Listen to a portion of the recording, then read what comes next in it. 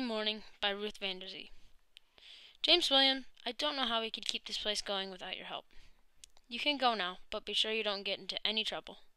I wipe the sweat off my sunburned face and look at Ma. She seems to worry a lot about trouble. I had no idea why. It was 1933, and life was good for me.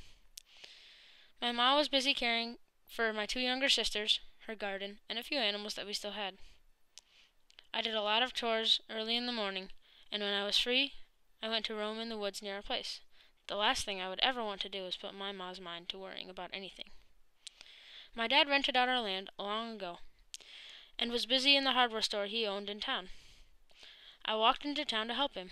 "Yep, this is my son," he bragged to anyone within earshot. "He does all the chores at home so I can run the store." I'd sweep the wooden floor and listen to my pa. It seems that everyone in this town was always stopping in at one time or another to talk to him.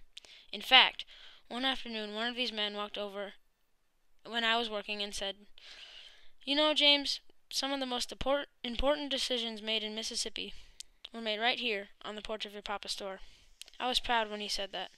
It seemed that all men in this town respected my pa. Sometimes they huddled together. They worried about the weather. They worried about cotton prices dropping. They remembered how good things used to be. Every now and then, they'd talk so low that you could barely hear what they were saying. They'd talk in troubled tones, waving fingers at each other. And I asked my pa, "Why do they get so riled up when they talk to each other?" "Son, there are some things you just don't understand. Times are hard right now. These are good men trying their hardest to put food on the table for their families. But no matter how hard they work, they can't rub two nickels together." He looked at me straight in the eye. "These people are trying to protect what little they have. A man's got to do what he thinks is best for his family." Thick woods surrounded our property. I run through these woods with my friend Red, who lives close by.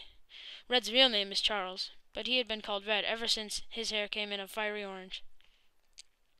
I had been lucky enough to get a rifle for my 12th birthday, so we'd hunt raccoons and rabbits. As we hunted, we'd swap stories. Then Ma would call me in, and I would do it all over again. It was 1933, and life was good for me.